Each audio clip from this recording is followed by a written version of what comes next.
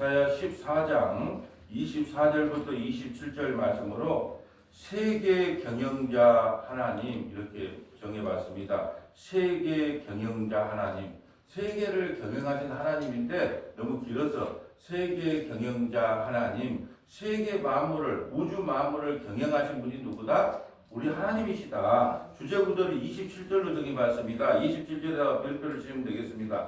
만군의 여호와께서 경영하셨은즉 어디요? 우주 만물을 경영한대요. 한 나라의 흥망성쇠, 개인의 흥망성쇠, 우리 성원아 교회의 흥망성쇠, 모든 것을 경영하는 분은 누구다? 하나님이시다. 경영하셨으니 누가 능히 그것을 폐하며 하나님께서 경영하는데 누가 가로막겠냐는 거예요. 또 그의 손을 펴셨은즉 누가 그것을 돌이키랴.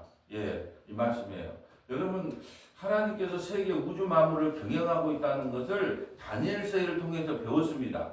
예, 다니엘서를 보면 자, 세계 최강국의 바벨론을 누가 무너뜨리고 메데 바사라고 하는 페르시아가 무너뜨리고 페르시아를 누가 무너뜨리고 그리스의 알렉산더 대왕이 무너뜨리고 그리스를 누가 무너뜨리고 로마가 무너뜨릴 때 그때 산에서 한 뜨인 돌이 와서 이 우주 만물을 이 세계를 정복할 것이다 한단 말이죠. 근데 무력의 정복이 아니라 복음으로서 정복할 것을 미리 다니엘서 이 세상이 이루어지기도 전에 그런 일이 이루어지기도 전에 하나님께서 정해놨어요. 오늘은요 바벨론이 우리가 어제까지만 해도 바벨론의 심판과 멸망을 봤단 말이죠. 근데 오늘은 아수르의 멸망을 통하여 하나님께서 세계 경영을 운영하고 있다는 걸 우리에게 보여주는 거예요. 이 시간적으로 보면 아수르가 바벨론에 의해서 멸망하기 때문에 아수르가 먼저 나오고 뒤에 바벨론이 나와야 되는데 선지자에게 주어진 말씀대로 선지자는 선포한 거예요. 그게 먼저 힘 있는 바벨론의 멸망을 하고 나서 바벨론에서 멸망당한 아수르에 대해서 뒤에 기록하고 있다는 거예요. 그래서 이사야 13장부터 23장까지는 이방 나라들에 대한 주변 예루살렘의 주변 나라들에 대한 심판에 대한 기록이에요. 그래서 다음 주 화요일 날 볼 것은 블레셋이 우리 예루살렘의 주변에 있는 가사가 수도인 블레셋이 어떻게 멸망된가를 보여주는 거예요. 23장까지는 예루살렘의 주변 나라에 대한 심판과 멸망이라는 것이죠. 여러분은 하나님께서 세상을 경영을 하시는데 하나님의 경영 방식이 마음에 듭니까? 여러분은 하나님이 세계를 경영할 때 경영 방식이 마음에 들어요?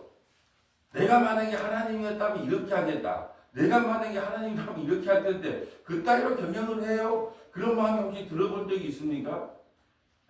혹시 내가 만약에 목사라면 우리 성원학교를 그렇게 경영 안 할 거야. 혹시 그런 마음 들어본 적 있어요? 내가 장로라면 나는 그렇게 경영 안 할 거야. 아니면 내가 권사라면 그런 식으로 찬양인도 안 한다 나는. 혹시 그런 생각해 본 적이 있어요? 인간은요 선한 거를 따먹고 나서부터 어떠냐? 남의 경영을 다 좋게 보는 사람 아무도 없어요. 여러분 회사 사장님, 우리 사장님 최고다 그런 사람도 별로 못 봤어요. 만날 뒤에서 뒷담화 갑니다. 나가서 회사 차리면 저 정도는 잘한다. 또 그래요. 우리도 성중이 형제는 축구 광인이기 때문에 아마 또 이번에 2대1로 이겼기 망정이지 만약에 골을 못 넣는다 어떻게 해요? 내가 공을 차도 저 정도는 한다. 그러니까 모든 경영의 중심이 나의 나. 그래서 마음에 안 드는 거예요. 누가 뭔 짓을 해도 마음에 안 들어. 그걸 알아야 됩니다. 근데 하나님은요, 여러분이 협력해서 하나님은 이 세계를 경영하지 않아요. 목사, 나가 이렇게 좀 하려고 하는데 네 동의하냐? 물어보질 않아. 하나님은 나하고 상의해본 역사가 없어. 하나님은 아무하고도 상의를 안 해요. 그냥 삼위일체 하나님께서 작정된 대로 그냥 이 세상을 경영해 가고 있는 거예요. 아무하고도 상의를 하지 않습니다. 근데 문제는 뭐냐면 하나님이 세계 경영을 하는데 누구 중심으로 세계를 경영하냐 이거예요. 누구 중심으로 세계를 경영할까요? 예수님 중심으로 세계를 경영합니다. 이 우주 만물의 중심에 누가 있냐? 예수님이에요. 그러니까 하나님이 세상을 운영하시는데 성부, 성자, 성령은 삼위로 계시는데 삼위라는 것은 이 역할이 다르다는 거예요. 그리고 능력과 권세가 동일하시다. 여기서 삼위일체 더 나가면 안 돼요. 왜냐하면 삼위일체 때문에 이단들이 많아요. 그렇기 때문에 삼위일체가 뭐냐? 하나님은 한 분이신데 그 안에 삼위가 계신다. 삼위라는 것은 하는 사역이 다르다는 거예요. 성부 하나님은요 이 우주 만물을 창조하시고 작정하시고 성자 예수님은 그 일을 실행하시고 자기 백성을 구원하려면 십자가에서 죽어야 되잖아요. 그리고 실행하시고 성령 하나님은 우리를 그 십자가로 인도하시고 이게 각자의 일 역할이 다른단 말이죠. 근데 우리는 이렇게 생각합니다. 그래서 끝에다가 말해요. 능력과 권세는 동일하시다. 우리는 성령 하나님을 씨프게 봐. 그래서 오세요 가세요. 뭐 넘어지고 쓰러지고 막 그러니까 그게 아니라는 거예요. 성부 성자 성령 삼위일체 하나님은 이 능력과 권세가 동일하시기 때문에 우리가 함부로 오라가라 할 수가 없는 분이다 이 말이죠. 근데 세계 경영을 누구 중심으로 하냐? 예수님 중심으로 하신다. 이제 마지막에 그걸 찾아볼 거란 말이에요. 그러니까 내 아들을 중심으로 세상을 경영하지 우리 사람하고 의논해서 이 세상을 경험하지 않는다 이 말이에요. 그래서 오늘 아수르의 심판을 통하여 하나님께서 이루신 거 한번 약속하신 것은 세계를 경영하기로 작정한 것은 반드시 이루신다는 거예요. 그러면 우리 성원화교회에 대한 하나님의 작정이 있을까요? 있지요. 그러면 하나님의 때가 되면 반드시 이루세요. 여러분의 인생은 어쩔까요? 하나님께서 여러분의 인생도 경영하고 계시거든요. 그러면 때가 되면 하나님께서 여러분의 그 작정과 계획 속에서 그걸 이루는 거예요. 근데 우리는 성질이 급해. 성질이 급해가지고 무조건 하나님 이거 뭐고요. 일단은 급하니까 내 뜻대로 해보는 거야. 그러면 어떻게 된다? 실패와 낭패를 경험해요. 그게 다 나예요. 내가 해봤다만 목회를 하면서 하나님의 뜻이 무엇인가를 묻고 하나님과 동행하면서 그 일을 감당해야 되는데 성질이 급해. 그러다 보니까 막 앞서간 지가 많아. 예수 성령께서는 따라오려면 따라오고 제가 뒤에 있으려면 있고 내가 먼저 갈게요. 마치 구름기둥과 불기둥이 있는데 구름기둥이 움직이고 불기둥이 움직이는 데까지 움직여야 된다. 구름기둥이 가는 데까지 움직이고 불기둥이 서야 돼. 정착을 해야 된단 말이죠. 근데 성질이 급하니까 어때요? 구름기둥보다 먼저 가. 그럼 어떻게 돼요? 타 죽어. 온도가 막 40도, 50도예요, 광야는. 그러니까 먼저 가면 안 돼. 또 저녁에는 온도가 완전히 내려가요. 그러니까 추워요. 그러니까 불기둥 가운데도 따뜻함을 보호받아야 되는데 성질이 급하니까 내가 해볼게 하고 나가면 어떻게 되고? 얼어 죽고. 그러니까 그 불기둥과 구름기둥은 성령을 상징하는데 성령 안에서 그냥 머물러서 가라 그러면 가고 쓰라 그러면 쓰고 이게 가장 행복한 신앙생활이에요. 앞서가지 말라는 거예요. 주님께서 근데 또 이거 있어요. 자기가 하기 싫은데 성령께서 감동을 몇 번 줬어요. 근데 자기가 하기 싫은 거예요. 그래서 순종 안 한 거예요. 그래서 우리 예수 믿는 사람은 말씀에 예민해야 된다는 거예요. 하나님께서 몇 번 같은 감동을 줘요. 계속 그 마음에 소원을 주시는 거예요. 그냥 오늘 성경을 좀 읽고 싶네. 근데 아이고 귀찮아 안 읽어. 근데 또 내일 또 그 성경을 읽고 싶는 소원을 또 줘요. 뭐라도 줘요. 그럼 어떻게 읽어라 아니면 귀찮다고 안 읽어야 된다. 그건 하나님께서 주신 감정이 읽어야 되는 거예요.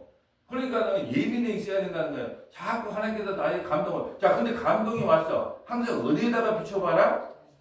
이 말씀이 하나님 뜻에 부합하지 않는지를 봐야 된단 말이죠. 말씀에 부합하지 않는 감동은 없어요. 최종 권위는 이 말씀에다가 둬야 돼요. 그게 어떤 감동이 왔을 때 성기에 감동을 줘요. 아침 예배 나가지 마라. 아침 예배 나가지 마라. 예배 나가면 뭐하냐. 주일에 한 번 가면 되지. 이것은 성령께서 주신 감동일까요? 귀신이 주는 감동일까요? 그래서 이걸 맞춰보면 성경은 뭐라 그랬어요? 모이기를 힘쓰라 그랬잖아요. 그러니까 항상 성경에 봐야 된다는 거예요. 그런데 우리는 우리 감정이 혹시 하나님이 주신 감정인가 생각하는 거예요.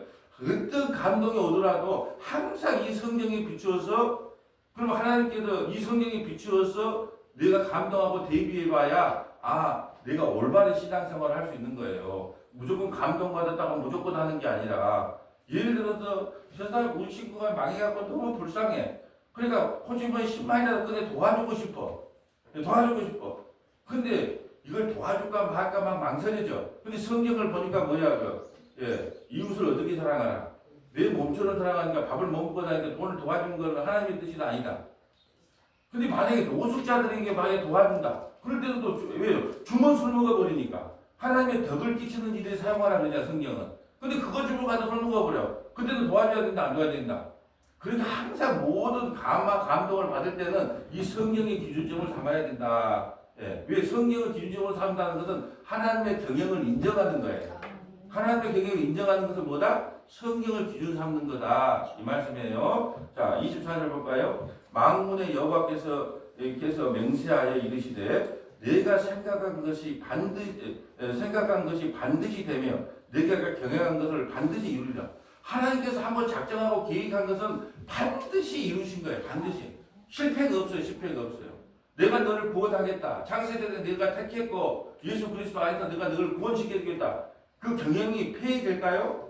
절대로 안 됩니다. 하나님께서 한번 작정하고 계획한 것은 그 누구도 막을 수가 없는 거예요. 하나님을 막을 자가 누가 있겠습니까? 지금 이 말씀하고 있는 거예요. 그러면서 아수르를 이야기합니다. 25절. 내가 아수르를 나의 땅에서 파하며 아수르를 심판하겠다는 거예요. 누구를 들어서? 바벨론을 들어서. 우리가 어제 공부한 바벨론은 뭘 들어서 파괴한다 그래요? 메대를 들어서 무너뜨린다고 성경이 다 기록되어 있잖아요. 예, 바벨론이 몇 명이에요? 세 가지 교자 때문인데.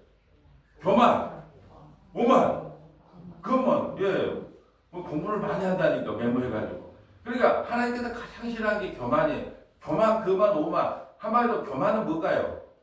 하나님의 세계 경영을 믿지 않는 거예요. 다른 말로 할까요? 예수님 안 믿는 게 교만이에요. 예. 뭐 잘난 척했다 그게 교만이 아니라 예수님 안 믿으면 왜 교만일까요? 나는 나를 믿을 수 있는 내가 왜 예수를 믿어? 내가 나 믿고 내 돈 믿고 살면 되고 내 건강 믿고 살면 되고 내 자식 믿고 살면 내 연금 믿고 사는데 내가 예수를 왜 믿어? 그게 교만이라니까요.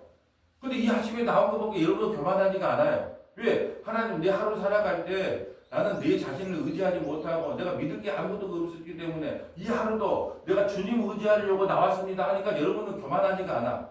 근데 아침에 안 나왔다는 것은 뭐 하루 뭐 내 힘으로 살아보지 뭐 이런 사람들 그러면 예배를 드릴 필요가 없잖아요. 하나님 앞에서 나올 필요가 없잖아요. 그게 이 아침에 나왔다는 것은 하나님께서 여러분에게 저와 여러분이 갖고 있는 교만을 꺾어주신 거예요. 그래서 아수르가 왜 멸망하냐? 자기가 이스라엘 백성들을 멸망시켰는데 자기 힘이 세서 그 거만, 오만해서 하나님께서 그걸 놔두겠어요? 심판하겠다는 거예요. 볼까요? 내가 아수르를 나의 땅에서 파하며 나의 산에서 그것을 질발보리라. 그때에 그의 멍에가 이스라엘에게서 떠나고 그의 짐이 그들의 어깨에서 벗어질 것이라. 이것이 온 세계를 향하여 정한 경영이며 하나님께서 이 우주 만물이 창조도 되기 전에 미리 다 작정하셨어요. 어떤 분들은 그래 왜 선악과를 만들어가지고 하나님께서 우리를 이렇게 힘들게 한대 그랬어요. 하나님께서 선악과를 따먹을 줄 알았을까요? 몰랐을까요? 다 알았어요. 선악과는 따먹지 말라고 만든 것이 아니고 따먹으라고 만든 거예요. 너희가 하나님 말씀을 따먹지 마라 그랬잖아요. 근데 따먹었어요. 근데 너희가 얼마나 하나님 말씀을 못 지키는 사람인지 그래서 예수님 아니면 안 되는지 그걸 보여주기 위해서 선악과를 동산 중앙에 만들어놨단 말이죠. 여러분이 오늘부터 담배 끊어야 되겠다 그러면 담배를 어디다 숨겨놔야 돼요? 저 찬장 끝에 안 보이는데 해갖고 열받고 화날 때 한 번씩 찾아갖고 피해야지. 아이 그 소파에 그냥 바로 그냥 테이블 위에다 올려놓으면 그 끊겠어요? 못 끊겠잖아. 그러니까 선악과를 만약에 하나님께서 못 따먹게 하려면 어디 해야 돼요? 저 에덴 동산 꼴짝이 차게 보이지 않는 데다가 심어놔라 그랬을 건데 하나님께서 그거다가 한 것이 아니고 하필이면 동산 중앙에 보니까 눈만 뜨면 보이게 하네. 그 말은 뭐예요? 따먹어라. 따먹어가지고 너희가 죄가 얼마나 큰지를 한번 깨달아 보라는 거예요. 여기서 질문 하나 하겠습니다. 자, 그러면 이 세상에 과연 죄를 조성하는 사람이 누굴까요? 죄를 누가 조성해? 죄를 누가 만들었는가예요? 죄의 조상은 누구냐는 거예요. 자, 이제 할게요. 1번 하나님, 2번 사탄, 3번 아담. 만약 이걸 맞추면 내일 아침에 일찍 와서 교회 청소할 수 있는 권한을 드리겠습니다. 예. 죄의 조성자, 죄의 창시자는 누굴까요? 1번 하나님. 하나님이 죄를 만들었다? 2번. 이거 마치 그 전남 동부 국동방송에서 지금 문제되는 거와 같네요. 여러분이 아침에 나왔으니까 여러분 이걸 저는 신학적으로 조직신학이라는 걸 좋아해요. 그게 조직신학을 좋아하는 목사들이 별로 없어요. 왜요? 너무 딱딱하고 재미가 없거든요. 근데 나는 참고로 조직신학을 좋아하기 때문에 이런 질문도 하고 이런 답변도 할 수 있는 거예요. 그거 아니면 이 조직신학이 좀 깊이가 없으면 이런 말을 못해요. 질문도 하기 어렵지만 뭐 답하는 것은 더 어렵죠. 죄의 조성자는 누구십니까? 하나님? 아니다. 하나님은 죄를 만든 적이 없어요. 2번 사탄. 사탄도요. 하나님의 치하에 있기 때문에 사탄이 하나님의 허락 없이 사람을 죽이고 살리고 죄를 만들 수 없어요. 그 피조물이기 때문에. 그러면 죄의 조성자가 누구예요? 아담이야, 아담. 하나님 뭐라 그랬어요? 선악과 따먹지 마라 그랬잖아요. 따먹지 마라 그러면 누가 따먹었어요, 근데? 아담이 따먹었잖아요. 그러므로 한 사람이 범죄함으로 모든 사람이 죄에 이른 것과 같이 한 사람의 의로운 행위로 말미암아 모든 사람이 의인이 되었다더니 그래 죄의 조성자는 누구예요? 아담이에요. 아담. 여러분이 무슨 나쁜 짓을 해서 그 누가 한 거예요? 여러분이 했잖아요. 여러분이 누가 했어요? 그럼 사탄이 시켜도 안 하면 될 거 아니야. 그래 결국은 뭐냐? 죄의 조성자는 누구십니까? 아담입니다. 아담. 그러니까 우리가 어저께 좀 어려운 이야기를 배웠잖아요. 이중정가. 우리가 세상에 태어나자마자 누구로부터 죄가 전가받아요? 아담으로부터 내가 죄를 전가받은 거. 이게 1차 전가. 근데 어느 순간에 우리가 예수님을 믿으면 우리의 죄가 누구에게 토수가 돼요? 우리의 죄값이 통장으로 누구 통장에? 예수님 계좌 통장에 딱 전가가 돼. 그러므로 우리는 빵원. 왜? 죄에 대해서 0. 왜? 죄가 전가됐기 때문에. 이 쉽게 설명하려고 내가 우리 김병호 성도님이 나를 도저히 왜? 어떻게 하면 쉽게 이걸 이해할까? 이해시킬까? 저도 그런 고민 많이 합니다. 예. 그러니까 내 통장에 있는 죄를 이중전가, 내 통장에 있는 죄를 어떻게 누구 통장에? 예수 통장에 넣어줘. 그러니까 나는 죄에 대해서 뭐다? 빵원이란 말이죠. 이게 이중전가예요. 그러니까 여러분이 이제 죄에 대해서 걱정할 필요가 있다 없다? 없어. 그런데도 자꾸 뭐라 그러냐 이 말을 안 믿고. 그래서 우리가 뭐라 했어요? 여러분은 여러분의 주관적 신앙을 믿지 말아요. 주관적 신앙이라는 게 뭐예요? 내 감정이에요. 아유 내가 이래갖고는 구원 못 받을 것 같은데 그건 예수님 생각이에요? 여러분 생각이에요? 이런 것이 문제는 거예요. 그건 예수님 생각이 아니고 우리 생각이란 말이죠. 주관적 생각. 나가 이래갖고도 천국 갈까? 나가 이래갖고도 과연 구원 받을 수 있을까? 이건 주관적인 내 생각이잖아요. 근데 그걸 믿어라 아니면 객관적 사실을 믿어라. 우리는 객관적 사실을 믿는 거예요. 객관적 사실은 뭐예요? 너희가 예수를 믿으면 너희가 죄의 용서함을 받고 구원을 받는다. 이것이 객관적 사실이란 말이에요. 그러니까 여러분은 내 주관적 생각을 그러니까 이단들이 와서 참 치고 들어오기가 좋은 것이 그거예요.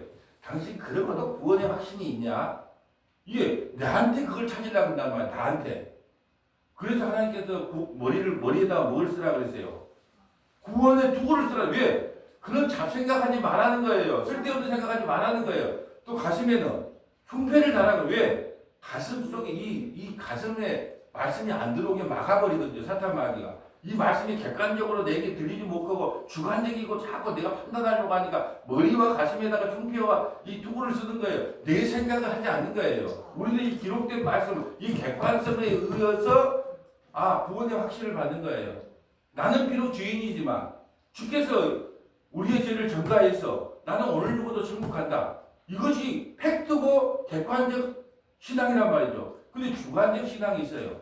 주관적 신앙은 뭐냐면 모든 판단을 내가 해. 그래갖고 일주일 동안 어쩐다? 진짜 착실히 살았어. 소주 한 잔도 안 먹고 말이야. 성경 하루에 5장 읽고 기도 막 한 2시간 하고 딱 주일날 예배 들으러 와. 그럼 어떻게 온다? 막 발걸음이 활기차. 나와라. 오늘 이번에 일주일 동안 이렇게 신앙생활 했다. 그 주관적이에요? 객관적이에요? 주관적 신앙이잖아요. 근데 일주일 내내 성경도 안 보고 몸하고 니나네 놀세 주일날 성경 끼고 오면 어떻게 해요? 부끄럽고 창피해. 그 누구 생각이에요? 주관적 생각이잖아요. 하나님께서 뭐라 그래요? 나는 의인을 부르러 온 것이 아니고 죄인을 부르러 왔더라. 너희들 일주일 동안 죄 더 많이 졌냐? 그럼 나에게 와서 더 죄 용서함을 더 받고 더 회복하고 더 치유받고 가라. 이게 객관적 신앙이란 말이죠. 이 주관적 신앙 때문에 너무 어려운 거예요. 전도를 해도 뭐가 방해냐? 나 여자 좀 끊고 술 좀 끊고 돈 좀 끊고 그러고 나서 나온대요. 그 주관적 신앙이잖아요. 아니 그럴수록 오라는 게 그럴수록 와가지고 주님을 의지하고 주님을 바라보고 용서함을 받아야 되는데 우리는 뭐라고 다 청산하려고 몰라 예수 믿습니까?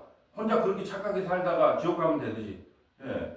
근데 그런 주관적 사상에서 벗어나지를 못하기 때문에 신앙생활 자체가 힘든 거예요.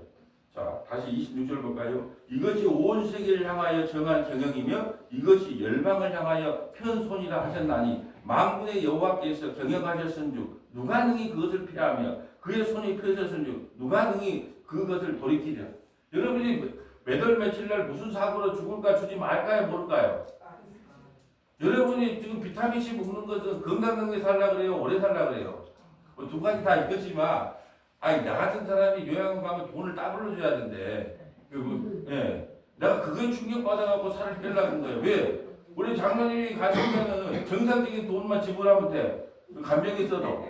내가 물어보니까 난 2배를 내야 된대. 아, 이러다가는 돈도 없는데 2배로 내면 안 되겠다. 이 세계 만물을 우리가 아무리 운동을 열심히 하고 몸을 관리해도 하나님께서 매달 며칠 날 니는 무슨 사고로 죽을 걸 정해놨어요. 근다고 운명론으로 살아가는 게 아니에요. 하나님께서 내가 태어나기도 전에 내가 어머니 모태에 있을 때부터 나를 짓고 나를 경영용으로 작정해 놓았단 말이에요. 그래서 여러분이 그냥 예수 믿는 것은 그냥 믿어진 게 아니고 매달 며칠 날 친구의 꼬임에 빠져가지고 아니면 옛날에 알고 있는 직장의 동료의 꼬임에 빠져가지고 교회 한번 와보자 하더라고 교회에 왔는데 말씀을 듣고 회개한 것은 하나님의 작정이다 우연이다. 하나님의 작정이에요. 사람을 만나게 한 것도 다 작정이에요. 그걸 우리가 인정하면 어떻게 해요? 마음이 편해요? 마음이 막 더 우울해요? 마음이 얼마나 편해요? 여러분, 창세전에 내가 생명책이 기록됐기 때문에 하나님께서는 나를 절대로 버리지 않는다. 이렇게 말하면 마음이 홀가분해집니까? 아니면 괜히 기분이 나쁩니까? 저는 나 자신이 얼마나 죄인인 걸 알기 때문에 뭘 해서 구원을 받으라 그러면은 저는 애신한게 포기했을 거예요. 근데 하나님께서 그렇게 말한 게 아니고 내가 창세전에 그리스도 예수 안에서 너를 택해놨으니까 어떻게 하든지 끄집고 천국으로 갈 테니까 너는 그냥 염려하지 마라. 이렇게 말하니까 제가 이 목사 노릇을 하는 거예요. 만약에 몇 가지는 지키고 몇 가지는 안 지키면 지옥 보낸다. 그러니까 몇 가지는 꼭 지켜. 그렇다면 나는 목사 못해요. 그러니까 그런 하나님 말씀이 그렇게 편해지는 거예요. 그런 기쁨을 오더라고요. 왜요? 나 같은 죄인이 구원받는 것은 내 노력과 행함과 의로움이 아니라 하나님의 전적인 은혜로 주어졌기 때문에 이 구원의 위에 미단에 빠진 사람들은요 구원의 욕구가 너무 강해. 나만은 구원받아야 되겠다는. 근데 구원을 주시는 분이 누구예요? 주체가 하나님인데 자기가 뭘 했어? 뭐 90점 이상 돼야 구원받는다고 돼 있어요? 전도 많이 해야 구원받는다고 돼 있어요? 착하게 살아야 구원받는다고 돼 있어요? 그거 아니잖아요. 전적인 하나님의 은혜로 구원받아요. 그러면 여러분은요, 이 말을 들을 때는요, 아이고, 이게 왼복인가, 왼은혜인가 하고 할렐루야로 나야 돼요. 근데 어떤 사람들은 그걸 기분 나빠라해. 아니, 살아보고, 뭐 착한가, 나쁜가 살아보고 나서 결정을 해야지. 지가 뭔지, 지 마음대로 경영을 해놔. 지가 뭔지. 이게 이처럼 큰 교만이 없어요. 이거죠. 하나님은 우리가 만들어지기 전에 이미 우리를 작정하고 정해놨습니다. 그걸 끊을 수도 없고 막을 수도 없다는 거예요. 이 네 구절 갖고 어떻게 50분 설교를 할까? 권사님 나오면 이거 있으면 금방 끝나겠네. 금방 절대 안 끝납니다. 하나님이 세계 경영을 어떻게 우정하는가를 창세기부터 요한계시록 찾아보면 그게 금방 끝날 일이 아니야 이게 지금. 자, 한번 성경 한번 찾아볼까요? 일단 이사야 45장 5절부터 8절. 이사야 45장 5절부터 8절. 이사야 45장 5절부터 8절. 이사야 55장 7절부터 11절. 이사야 55장 7절부터 11절. 이사야 10장 5절부터 10절. 이사야 10장 5절부터 10절. 시편 2편 1절부터 12절. 시편 2편 1절부터 12절. 요한복음 10장 14절부터 18절. 요한복음 10장 14절부터 18절. 요한복음 17장 1절부터 5절. 요한복음 17장 1절부터 5절. 골로새서 1장 14절부터 20절. 골로새서 1장 14절부터 20절. 자, 세계 경영을 어떻게 해 가시는지 이제 한번 찾아볼게요. 이사야 45장 5절 가볼까요?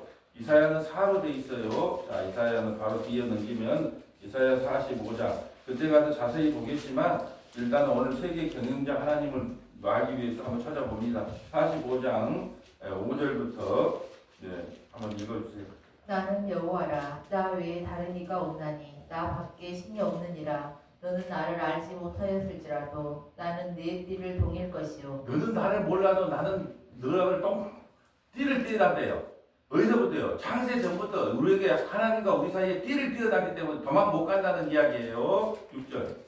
해 뜨는 곳에서든지 지는 곳에서든지 나밖에 다른 이가 없는 줄을 알게 하리라. 나는 여호와라. 다른 이가 없느니라. 나는 빛도 짓고 어둠도 창조하며 나는 평안도 짓고 환란도 창조하나니. 아멘. 여러분, 빛도 짓고 어둠도 창조해요. 또 평안도 주고 환란도 주고. 여러분, 우리는요 어둠과 환란은 누가 준다고 생각해요? 사탄이 준다고 생각하잖아요. 근데 여러분 너무 사탄을 높이는 거예요. 그러면 사탄은 하나님이 시키는 것밖에 못해. 지 마음대로 어둠을 못 지어요. 지 마음대로 환난을 못 줍니다. 하나님이 허락한 만큼 욥을 우리 욥기를 통해서 배웠잖아요. 욥기 뭐예요? 네, 하나님께서 그래도 자녀도 주고 부자로 만들어줬으니까 하나님 잘생긴 거 아닙니까? 그러니까 한번 저 자신도 잊어버리고 건강도 다 뺏고 마누라 도망가면 하나님 배신하지 않겠습니까? 이렇게 이제 참소를 해. 누가? 사탄이. 그러면 이제 하나님께서 시끄럽다 그럴 수도 있는데 그래 한번 시험해 볼까? 대신에 목숨은 건지지 마라. 예. 그 생명은 나눠라. 그게 그 허락한 것까지만 한다니까요. 그러니까 어둠은 누가 지었다? 사탄이 지었다? 하나님이 지었다? 환난은 누가 준다? 이걸 이렇게 해야 돼. 하나님은 빛도 창조하지만 어둠도 창조하고 하나님은 평안도 짓고 환난 창조. 여러분 인생에 환난이 일어나면 이 모든 걸 누가 주신 거예요? 그럼 어떻게 받아들여야 돼요? 호라지 난다 그래야 돼요? 기쁜 걸 받아야 돼요? 하나님이 여러분에게 주신 건 다 선하다며요. 하여튼 입술 고백은 잘해. 하나님께서 나에게 주신 모든 것들 다 선하심에 감사함으로 받으면 하나도 버릴 것이 없습니다. 하여튼 입술 고백은 잘하는데 나는 뭐만 줘야 돼? 빛만 와야 되고 평안만 와야 돼. 하나님은 그렇게 안 한단 말이죠. 때로는 어둠을 통하여 빛이 얼마나 귀한지를 깨닫게 하시고 환난을 통하여 하나님께서 평안한 날을 주신 것을 얼마나 기뻐하고 감사해야 되는지를 우리에게 보여주기 위해서 때로는 어둠도 줬다가 환난도 준 거예요. 그러면 여러분이 이걸 주신 분은 하나님이기 때문에 기꺼이 받을 감수를 하고 살아가는 걸 신앙이라고 하는 거예요. 근데 어둠과 환난은 누구에게? 정권사께. 빛과 평안은 누구에게? 나에게. 그런 신앙 없다니까요. 하나님은 빛도 주고 어둠도 주고 평안도 주고 환난도 주고 그런 하나님으로 인정을 해야 되는 거예요. 자, 나는 여호와라 이 모든 일을 행하시는 자니라 하였느니라. 8절. 하늘이여 위로부터 공의를 뿌리며 구름이여 의를 부를지어다. 땅이여 열려서 구원을 싹트게 하고 공의도 함께 움돋게 할지어다. 나 여호와가 이 일을 창조하였느니라. 모든 것을 창조했다는 거예요. 어둠도 창조하고 환난도 창조하고. 근데 어떻게 해요? 먼저 우리에게 띠를 띠고 그게 좀 성경을 문맥 따라 읽어야 돼요. 이 띠를 띄었다 그러면 하나님과 이걸 한 몸에 띄었다면 어떤 것만 이어야 돼요? 평안, 기쁨, 감사, 빛 이런 것만 와야 되잖아요. 근데 하나님이 띠를 띄워놓고도 어둠도 줬다가 환난도 줬다 그래요. 왜요? 그래야만이 하나님이 하나님 되심을 더 선명하게 알기 때문에 그러는 거예요. 자, 이사야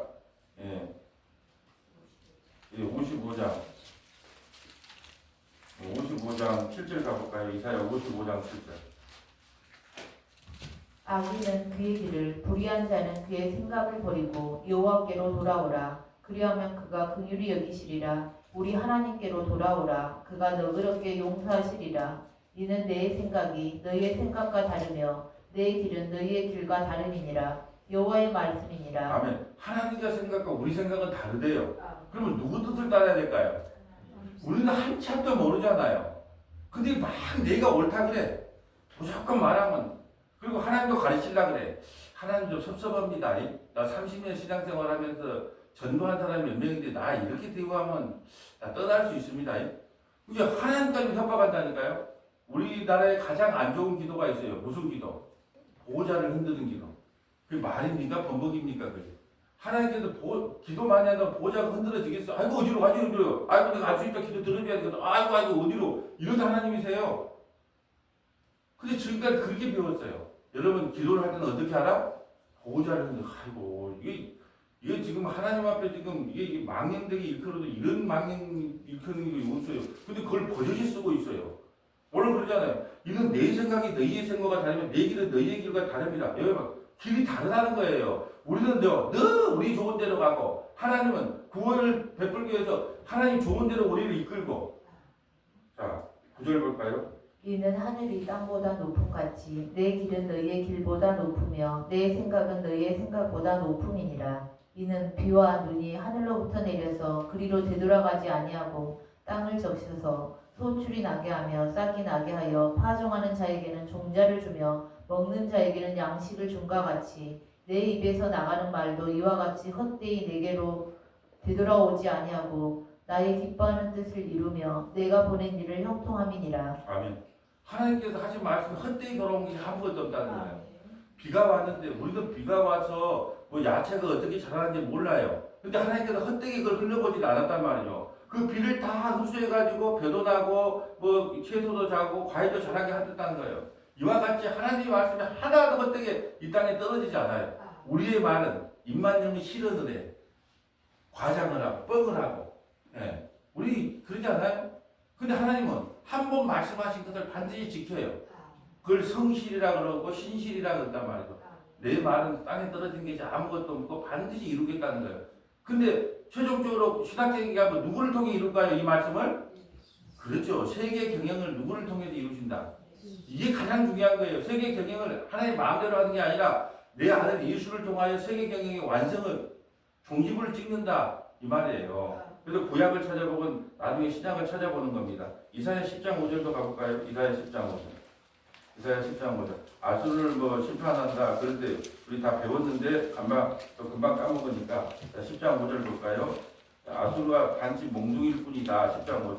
아수르 사람은 하 있을진저 그는 내 진노의 막대기요 그 손의 몽둥이는 내 분노라. 내가 그를 보내어 경건하지 아니한 나라를 치게 하며 내가 그에게 명령하여 나를 노하게 한 백성을 쳐서 탈취하며 노력하게 하며 또 그들을 불결의 진흙같이 짓밟게 하려 하거니와 그의 뜻은 이같지 아니하며 그의 마음의 생각도 이같지 아니하고 다만 그의 마음은 허다한 나라를 파괴하며 멸절하려 하는도다. 아멘. 하나님께서는 하나님의 일하시면 뭐냐면 하나님을 섬기지 않고 우상 숭배를 하는 이스라엘 백성들을 진리하는 도구로, 그러니까 나무꾼이 나무를 필 때 도끼로 사용했단 말이죠. 근데 그 나무 차를 쥐고 있는 그 실제 나무꾼은 하나님이세요. 근데 도끼가 야 내가 잘나서 그런가 보다 하고 오만 대를 다 찍고 다닌 거예요. 이 교만해가지고. 그래서 하나님께서 아수르를 멸망시킨다는 거예요. 여러분 낫이 있고 낫을 베는 주인이 있어요. 그러면 그 낫이 주인공이에요? 낫을 베는 그 선을 잡고 있는 그 사람이 주인공이에요. 근데 그 낫이 도끼가 몽둥이가 자기 이치를 망각한 거예요. 내가 힘이 세서 그런가 보다. 그러니까 저 유다 저것도 아무것도 아니야. 난 힘이 좋으니까. 그래 유다를 공격하다가 어떻게 되세요? 18만 5천 명이 하룻밤에 죽고 그 왕은 왕궁에 가서 죽잖아요. 그러니까 몽둥이로 사용될 뿐인지 교만이 빠져가지고 마치 자기가 힘이 있어서 그런 줄 알고. 여러분 이게 참 문제예요. 그러면 교회를 개척을 해서 세웠어요. 1000명이 되고 2000명이 됐습니다. 그러면 할 때는 항상 뭐라 그래요? 모든 것이 뭐다? 하나님의 은혜라 그래요. 하나님의 은혜라 그랬으면 어떻게 해야 돼요? 교회를 누구에게 맡겨야 돼요? 아들, 사위, 누구? 아니면 바깥치기 해? 당신 아들 여기 넣고 내 아들 세습했다고 말 나오니까 우리 바깥치기 하세요. 당신 요거 맡아. 당신 아들. 우리 아들 저쪽 보내고. 여러분 이게 뭐냐면은 나는 하나님의 도구로 사용됐을 뿐이야. 1000명이 모이든 2000명이 모이든 이건 하나님의 도구일 뿐이란 말이에요. 나는 그냥 도끼일 뿐이요. 몽둥이일 뿐이고. 그런데 내가 마치 그 자리를 잡고 있는 사람처럼 내가 한 거라고 생각하기 때문에 내가가 나오기 때문에 이게 아까운 거야. 왜? 한 달에 헌금만 해도 얼마요? 지금 옆에 땅 사놓은 것만 해봐. 교육까지 다고 땅 사놓으면 이걸 누구에게 물려줘? 그것이 교만인 거예요. 교만. 하나님 1000명을 했든 100명을 했든 모든 게 하나님의 은혜입니다. 여기까지 목회할 수 있게 허락해 주셔서 감사합니다. 이게 당연한 도리예요. 그리고 더 복음을 잘 전하는, 근데요 청빙위원들도 문제가 있어요. 청빙위원들 누가 해요? 장로님이나 이렇게 청빙위원을 하잖아요. 그러면 어떤 목사를 원해요? 쫙 큰 교회 부목사로 있어가지고 막 성장시켰던 걸 보면서 경험했던 그런 부목사를 청빙위원이라고 해요. 어떤 청빙위원이 우리는요 교회 성장 안 해도 되니까 오직 십자가의 복음만을 주거창창 전하는 그런 목사님 청빙합니다. 그 목사님이 다리를 저을든 간에 눈이 한쪽 안 보이든 간에 팔이 하나 없어도 좋으니까 십자가의 복음만을 전하는 목사님 청빙합니다. 이런 청빙위원 봤어요? 다 뭘 봐요? 큰 교회에서 부교육자로 있으면서 교회를 얼마나 성장시켰는가를 경험한 사람. 여러분 그런 분들 청빙해 놓으면요 여러분 죽어버립니다. 왜 죽어볼까요? 맨날 프로그램 돌려. 권사들 월요일날 몇 시에 모여서 전도, 화요일날 교육, 교회를 그 정도 성장시키려면 짜내야 돼요? 안 짜내야 돼요? 피곤해 죽 거예요. 피곤해 죽겠어. 그리고 그런 목사님 청명회도 어떻게 해요? 몇 달 못 가요 또. 왜냐면 그 큰 교회에서는 그 프로그램이 통했지만 시골 교회에 와갖고 그렇게 성장을 시키려고 짜낸 거 미국 시골 사람들이 지금 기업 미국도 잘 모르는데 그거 해갖고 되겠어요? 안 되겠어요? 그러니까 트러블이 생기는 거예요. 젊은 사람들은 인정 목사님이 좋다고 따라가고 나이 먹은 사람들은 도저히 이해가 안 된다 그러고 그래서 교회가 분열나는 거예요. 이게 어떻게 청빙을 알아? 복음만을 전하는 목사님. 그분 그거 하나만 우리는 그거 하나만 적혀지면 됩니다. 이렇게 해야 된다는 거예요. 그러니까 자기가 도끼인 줄 알고 자기가 낫인 줄 알고 사는 인생이 가장 행복한 인생인데 주인 노릇을 한단 말이죠. 그것이 문제입니다. 문제. 자, 볼까요? 다음이 어디입니까? 예, 시편 2편 1, 2절. 자, 우리가 왕 돼서 살아가요. 내일 또 행악자들 누가 행악자입니까 할 때 또 이 본문 찾아보긴 할 거거든요. 예, 우리가 우리 인생의 주인이 되어 살아가요. 마치 자기가 이 세상의 경영자인 것처럼 2장 1절 볼까요? 시편 2편 1절. 어찌하여 이방 나라들이 분노하며 민족들이 헛된 일을 꾸미는가? 세상의 군왕들이 나서며 간원들이 서로 꾀하여 여호와와 그의 기름 부음 받은 자를 대적하며 우리가 그들의 메인 것을 끊고 그의 결박을 벗어버리자 하는도다. 세상의 군왕들이 결박을 아이고 하나님이 어떻게 우리를 경영한대? 내 인생은 내 것이. 그러면서 하나님의 경영을 완전히 무시하면서 자기 뜻대로 자기 계획대로 살려고 한다는 거예요. 근데 하나님이 그걸 보고 계신다 안 보고 계신다? 여러분 바벨탑을 쌓을 때 하나님께서요 조용히 내려와서 봤다 그래요. 조용히 내려와서 참 가소로운 것들 꽃갱이 갖고 삭 갖고 열심히 바벨탑 쌓고 있구나. 이게 하나님께서요 휙 그런 게요 언어가 달라요. 삽주라 그러면 꽃갱이 주고 뭐 흙 올리라 그러면 뭐 벽돌 올리고 뭐 이게 뭐 진행이 안 돼. 그것 때문에 우리가 고생하잖아요. 원래 언어가 하나였어요. 근데 괜히 하나님께 그냥 그냥 그만 떨어가지고 영어도 배워야 되고 뭐 히브리 헬라어도 해야 되고 아니면 언어가 하나니까 얼마나 좋아요. 공부 안 하고. 4절 볼까요? 하늘에 계신 이가 웃으시며 주께서 그들을 비웃으시로다. 그때 분을 바라며 진노하사 그들을 놀라게 하여 이르시기를 내가 나의 왕을 내 거룩한 산 시온에 세웠다 하시리로다. 그 왕이 누구예요? 예수님. 세상의 군왕들하고는 안 돼. 근데 내가 내 왕을 세웠다는 거예요. 누구예요? 예수님을 세웠다는 거예요. 7절. 내가 여호와의 명령을 전하노라. 여호와께서 내게 이르시되 너는 내 아들이라. 오늘 내가 너를 낳았도다. 내게 구하라. 내가 이방 나라를 내 유업으로 주리니 내 소유가 땅끝까지 이르리로다.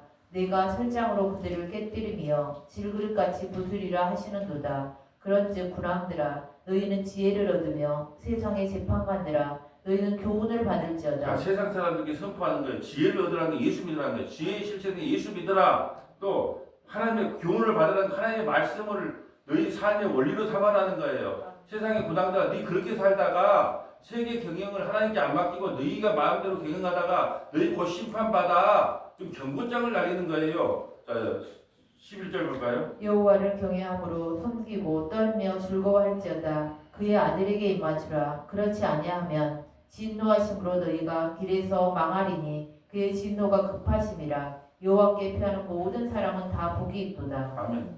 지금 세상의 군왕들이 누구예요? 나예요, 나. 내 원대로 살잖아요. 예배가 오고 싶으면 오고 안 오고 싶으면 안 오고 내가 먹고 싶으면 먹고 안 먹고 싶으면 안 먹고 내가 하고 싶으면 하고 안 하고 싶으면 안 하고 하나님께 세계 경영을 맡긴 거야. 내 인생의 경영을 하나님께 맡긴 거 아니고 내가 군왕이 되어 살아요. 근데 우리가 살 수 있는 길이 뭐예요? 여호와께 입 맞추는 거예요. 여호와께 입 맞춘다는 게 뭐예요? 예수 믿으라는 거예요. 예수 믿지 않으면 다른 말로 세계의 경영자 되신 하나님을 믿지 않으면 너희 인생은 망한다는 거예요. 그러니까 하나님께서 한마디로 말해서 네 믿지 말고 누구 믿어라? 예수 믿어라. 그 말이에요. 자, 요한복음 10장 14절 가볼까요? 이제 신약성경을 통하여 이제 하나님의 세상을 경영하시는데 어떤 방식으로 경영을 하시는가? 이제 여기서부터 신약성경이 중요하죠. 하나님께서 구약은 그림자였으니까 그러면 하나님은 세계 경영을 누구를 통해서 하시느냐? 어떤 방식으로 하시느냐? 요한복음 10장 14절. 나는 선한 목자라. 나는 내 양을 알고 양도 나를 아는 것이 아버지께서 나를 아시고 내가 아버지를 아는 것 같으니 나는 양을 위하여 목숨을 버리노라. 또 이 우리에 들지 아니한 다른 양들이 내게 있어 내가 인도하여야 할 터이니 그들도 내 음성을 듣고 한 무리가 되어 한 목자에게 있으리라. 이 양 우리에 들지 않는 사람도 구원한대요. 우리에 들지 않는 사람 누구? 이방인들 우리까지도. 유대인들은 지금 우리에 들어있고 우리도 우리에 들어있지 않잖아요. 이방인들 우리까지도 불러서 구원을 시키는데 어떤 방식으로? 자기가 죽음으로. 하나님께서 세상을 어떻게 경영하신다? 자기 아들의 죽음을 통하여 우리를 구원하는 방식으로 경영을 하시는 거예요. 여러분 이거 놀랍지 않아요? 어떤 하나님이 자기 아들을 죽이면서 자기 백성을 구원하는 방식으로 경영의 방식을 선택했냐는 거예요. 여러분은 안 놀랄지 몰라도 넌 너무 놀랐어요. 아, 하나님께서 세계 경영을 할 때 힘으로 능력으로 그냥 말 안 듣는 사람은 그냥 엎어지고 그런 것이 아니라 자기 아들을 십자가에서 목숨을 걸고 죽이면서까지 자기 백성을 구원하는 방식, 그게 하나님의 세계 경영을 하는 방식이구나 이 말이에요. 계속 좀 볼까요? 17절. 내가 내 목숨을 버리는 것은 그것을 내가 다시 얻기 위함이니 이로 말미암아 아버지께서 나를 사랑하시느니라. 이를 내게서 빼앗는 자가 있는 것이 아니라 내가 스스로 버리노라. 나는 버릴 권세도 있고 다시 얻을 권세도 있으니 이 계명은 내 아버지에게서 받았노라 하시니라. 아멘. 하나님께서 세계 경영을 하시는데 어떻게 경영하냐? 자기 아들을, 자기 백성을 구원하기 위해 자기 아들을 십자가에 못 박는 방식으로 그걸 그렇게 세계 경영을 하면서 우리를 구원하신다는 거예요. 놀라운 은혜입니다. 여러분 힘이 없으면 차라리 나아. 근데 하나님은요 천지 만물을 창조한 힘 있는 분이에요. 싹 쓸어버리려면 싹 쓸어버릴 수 있어요. 근데 자기 아들을 희생하면서까지 우리를 구원하는 것이 하나님의 세상 경영의 방식이다. 예, 요한복음 17장 1절부터 5절 가볼까요?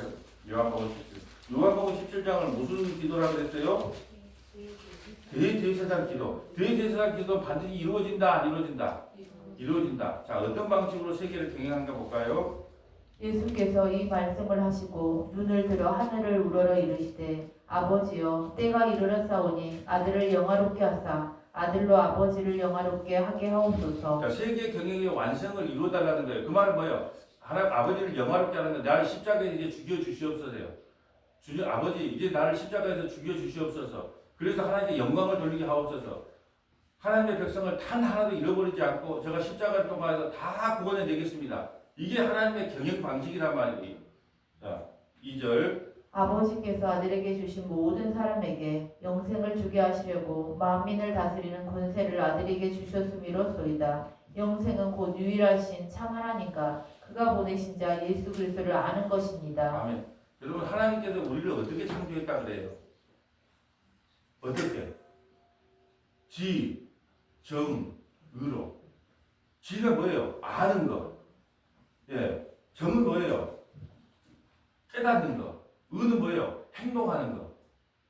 이게 예수 믿는 사람들의 방식이 지정금. 뭐냐면 하나님을 아는 만큼, 예수님을 아는 만큼 우리는 그분을 따르고 신뢰할 수밖에 없어요. 제가 그렇게 예를 하나 드렸잖아요. 길 가는데 전지현처럼 너무 이뻐. 근데 일면식도 없어. 지나가다가 딱 봐서 당신 사랑합니다. 이렇게 말하면 뭐라고 한다고요? 미친놈이다 그단 말이요. 아니 그 여자를 아지도 못하는데 사랑합니다. 갑자기 그러면 이 미친 사람 아니야 이럴까 할까 말이요. 그럼 이 여자를 사랑한다고 고백하려면 어떻게 돼요? 이 여자의 성품, 꼬라지, 뭐 좋아하는 음식, 좋아하는 옷 전부 알고 나서 뭐래요? 나는 당신을 사랑합니다. 그럴 수 있단 말이에요. 그래? 여러분 그래서 하나님이 우리가 성경을 왜 배워야 돼요? 왜 말씀을 드려야 됩니까? 하나님을 안만큼 사랑한다니까요. 내가 사단 마귀를 물리칠 때 여러분은 사단 마귀에 대해서 잘 정체를 몰라. 근데 나는 말씀을 통해서 사단 마귀가 어떤 존재인 줄 알아. 이게 사단 마귀가 누구를 무서워할까요? 내가 그 정체를 다 아니까 나 앞에만 가면 덜덜 떤다니까 사단 마귀가. 왜 떨어요? 나는 네 일을 정체를 다 알아버려. 그러니까 나한테 씨알이도 안 맺혀. 그게 무서워. 근데 사단의 실체를 모르면 어떡해요? 너 이러다가 사업 망한다. 너 이러다가 병든다. 너 이러다가 큰일 난다. 너 이러다가 세상으로 쪽팔리 나간다이? 마귀가 그런 여러분을 속삭이면 여러분요 어떻게 할 거예요? 쓰잘데기 없는 소리 하고 있어. 왜요? 하나님을 아는 만큼 그 마귀 사탄을 아는 만큼 물리칠 수도 있고 믿고 따라갈 수도 있단 말이죠. 그래서 아는 거예요. 그냥 무작정 믿는 게 아니에요. 기독교는. 그래서 하나님 그리고 뭘 통해서 알아요? 기록된 말씀을 통해 아는 거예요. 그래서 저는요 말씀을 알고 있으면요 귀신 사탄 아니라도요 그런 것들이 두려워할 필요가 없다니까. 이미 그들은 머리가 박살났는데 왜 그걸 두려워합니까? 예. 모르니까 두려워하는 거예요. 귀신을 만나면 친절하게 말해라. 이빨 요개라. 이빨 제가 망고에 질립니다. 하여튼 귀신을 만나면 어떻게 해라? 입에 담지 못할 김병훈 선생님 욕 좀 잘합니까? 욕을 잘해야 돼. 욕을 잘해야 귀신이 안 따르거든. 어떤 사람한테 귀신이 잘 따르면 어떻게 하세요? 착한 척하는 사람, 아주 순치한 척, 착하게 살아가는 사람, 아주 그 내성적인 사람, 말도 안 하고 기분 나빠도 말도 안 하고 속으로 콕 찾는 사람, 이런 사람들은요 귀신 따라잡기 아주 좋아요. 근데요 성질이 지랄 같은 사람 있잖아. 막 뭐 말하면 하고 막 해보면 귀신이 왔다고 저런 성격은 머무를 수가 없다니까요. 또 욕을 잘해야 돼. 욕을 무슨 욕을? 아니 사람에게 욕하지 말고 귀신이 와서 까불까불 그러고 여러분 이게 귀신의 일인지 하나님의 일인지 여러분은 이미 하나님께서 지정의를 줬기 때문에 알아요. 자 예를 들어 오늘 피곤하다 오늘 아침 예배 시작 이거 귀신이 주는 마음이다 하나님이 주는 마음이다. 그럼 어떻게 해야 돼요? 그래 네 말 잘 들을게. 피곤한데 좀 자야 되겠다 이래야 돼요. 무슨 놈 지랄 뭘 어쩌고 막 욕을 해대가면서 썩 물러가라. 나는 그래도 오늘 예배 드리고 시작하란다 이래야 돼요. 그러니까 여러분에게 딱 그런 마음이 왔다 그러면 하여튼 뭐 입에 담지 못할 온갖 여러분이 그런 욕을 들어보면 아마 저를 목소리 안 놓을 겁니다. 그런 마음이 들 때마다 막 무진장이 욕을 해야 돼요. 그러면 이제 몇 번 그렇게 욕을 듣다 보면 온다 그런다. 안 와. 왜 말지 않는 사람도 있는데 왜 내가 뭐 저렇게 욕을 바지기로 듣고 내가 왜 그 사람한테 가냐 이거예요. 이게 알아야 돼. 모르니까 당하는 거예요. 모르니까. 네. 4절 5절 볼까요? 아버지께서 내게 하라고 주신 일을 내가 이루어 아버지를 이 세상에서 영화롭게 하였사오니 나에게 하라고 주는 일이 뭐예요? 십자가를 통해서 자기 백성을 하나도 잃어버리지 않는 것이 하나님의 세계 경영이란 말이죠. 여러분은 하나님이 세계 경영한다니까 막 여러분을 때리고 막 여러분 말 안 들으면 협박하고 네 어젯밤에 왜 그랬어 그러고 막 그런 하나님으로 보죠. 천만의 말씀이에요. 하나님은 세계 경영을 그렇게 하지 않아요. 자기 아들을 죽이면서까지 단 하나를 잃어버리지 않고 모두를 구원하는 방식이 하나님의 세계 경영 방식이에요. 이런 말씀을 들으면 여러분은 야 지금 나는 옛날에 무서운 하나님으로 알고 두려운 하나님으로 알았더만 그게 아니고 자기 아들을 죽일 만큼 나를 사랑하는구나 이걸 깨달아야 되는 거예요. 골로새서로 가봅시다. 그리고 이거 하나 찾아보고 마칠게요. 골로새 1장 14절 하나님의 세계 경영 방식 골로새서. 자 골로새서는 골로 돼 있어요. 자 골로새서 1장 14절 하나님의 세계 경영 방식을 볼까요?